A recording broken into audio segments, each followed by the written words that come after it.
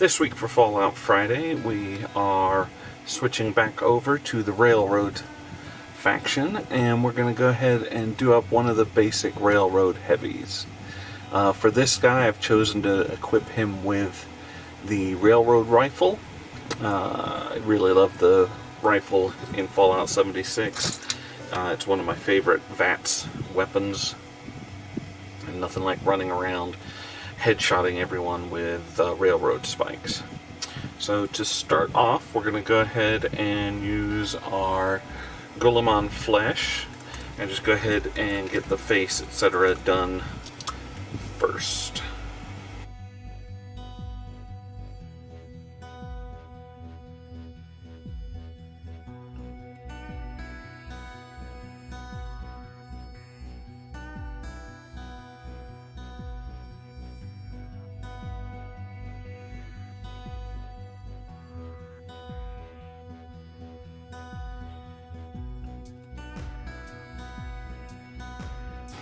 Alright, next we're going to go ahead and work on the pants while the face dries, because I want them to be a darker color than what I'm going to do the jacket itself. I'm going with a Snakebite leather, and we're just going to apply those fairly liberally all over.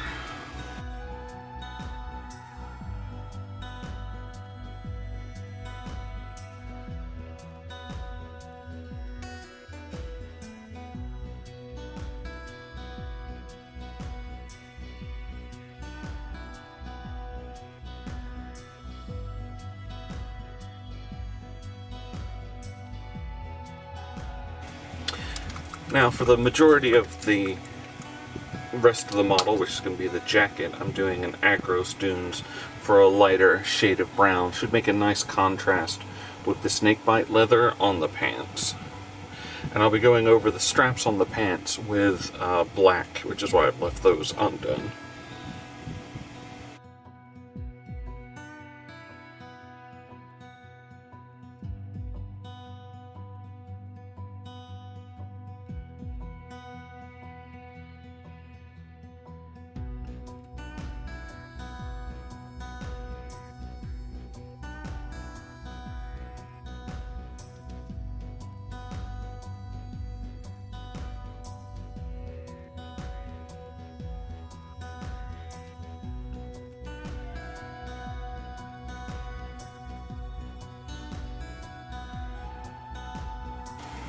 Alright, so that is the bulk of the model done at this point.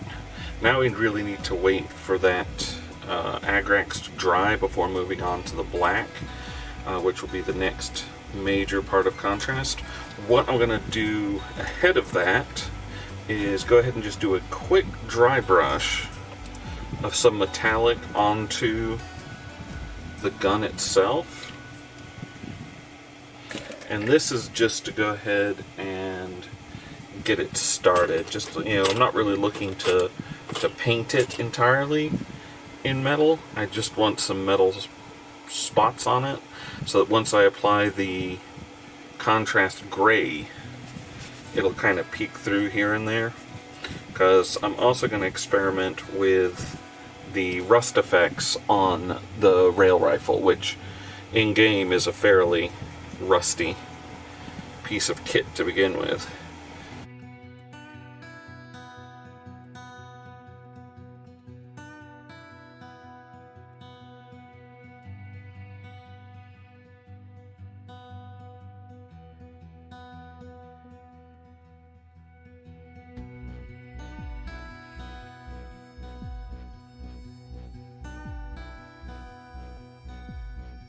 Alright, so we're just going to go ahead and let that sit for a little bit real quick before we move on to our black and our gray. Just want to wait for that jacket to dry up fully. Okay, so first up we're going to go ahead and do the gun in our Basilicanum gray now that everything else is dry. Of course, it's a little dry itself, so we're just gonna bring it back to life first.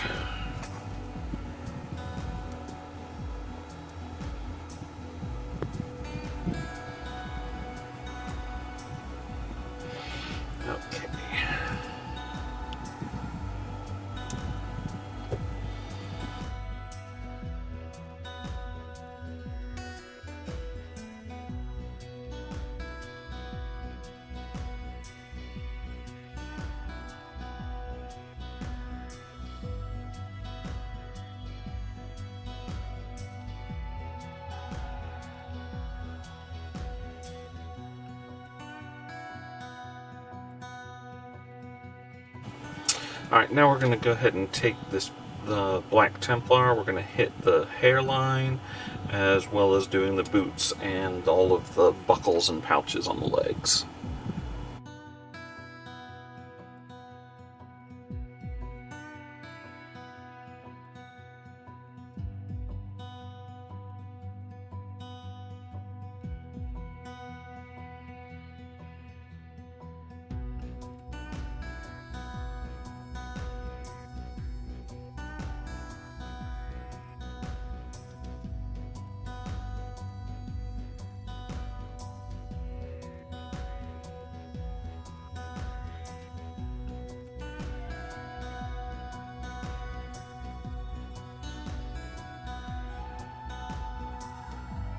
Alright, so now we're going to take some Apothecary white and just hit the ruff at the top of his outfit.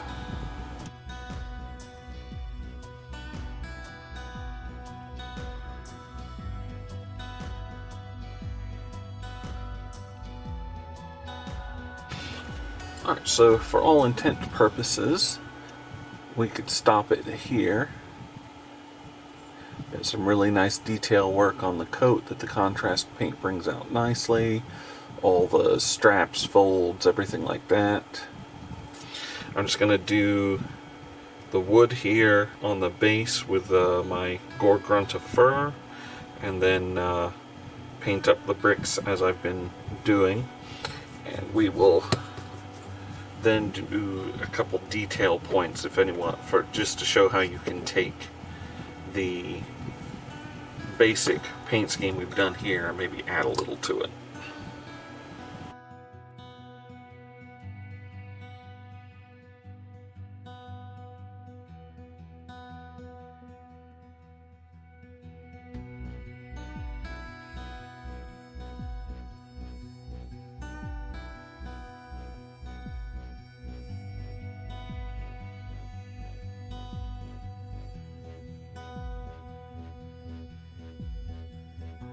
Okay, so we picked out that wood and I did the lining stones in my Skavenblight Dirge.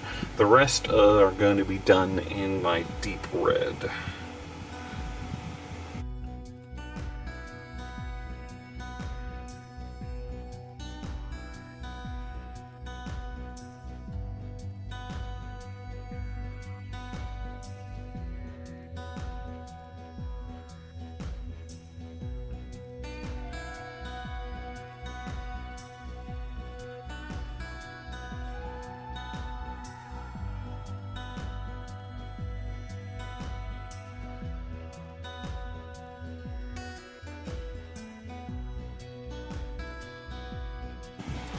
Okay, so while we wait for the base to dry so that we can apply our Agrax Earthshade and bring it all in, I'm going to go over a couple points of detail that we can now pick out.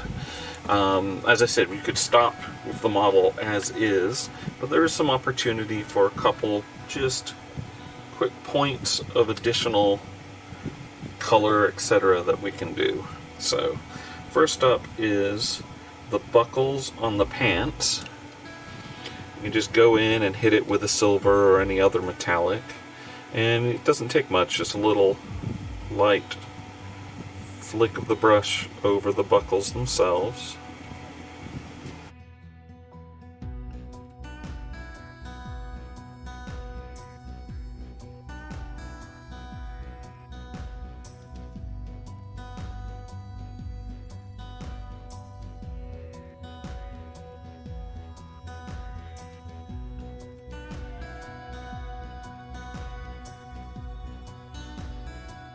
Another thing to look at when you're doing these detail pieces is anywhere on the model which may have missed some of the color. As we've mentioned before, with contrast paints, it's very easy for them to pull away from areas that we don't want them to pull away from.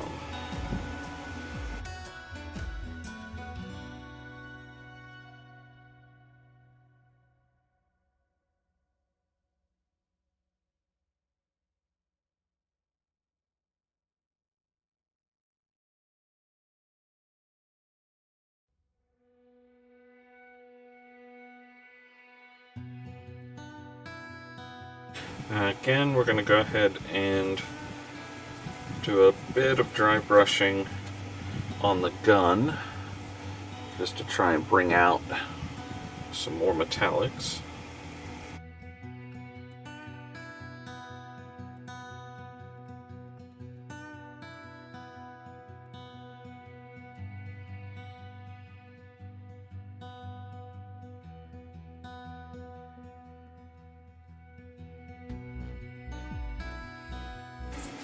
Okay, so now I'm going to go ahead and apply some of that new dirty down rust to the gun. We're not going to go hog wild, though. We want to be careful how we apply this. So I'm just going to kind of dab it on.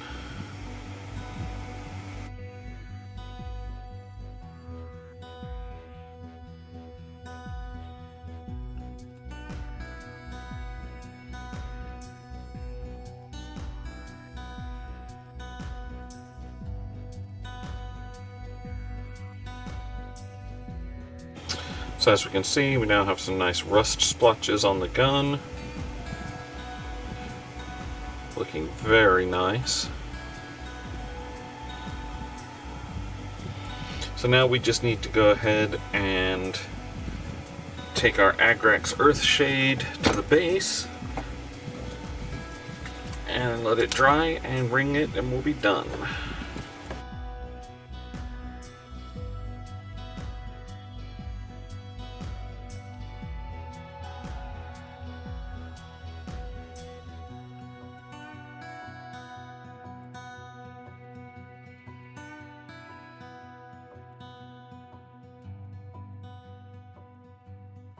Alright, so I'm just going to let that dry, then I'll ring the base, seal it, and I will actually apply some tufts on this one. There's a couple bare patches, and also I want to kind of break up the monotony of the red with some of it. So we'll be back when we're ready to apply those. Okay, so we are back and have completed our sealing of our little railroad member. Now, I did go ahead and change how I'm doing the brick. I'm keeping the tiny bricks like this, red, and the others I'm going with a browner color. So I updated Carrington as well. That's the only other one of these that I had actually painted. So I'll just have to keep that in mind with my railroad people. But yep, rust marks on the gun look good. Couple metallic bits really help there. Alright, so the other part is if we're going to go ahead and put a tuft down. So looking at the base, there is like an empty spot right there in the middle of some of the red bricks where one could go, but it doesn't show up too badly. So I think I'm actually just going to let it go at this. I think it looks fine the way it is. Base has enough color. And we're good to go. So, next up I'm going to try another gunner model, probably one of the basic ones to work on the basic scheme. And I have been working with some of the speed paints, so I should have a review video up on that. And fingers crossed I will eventually get to my Moon Knight video as well.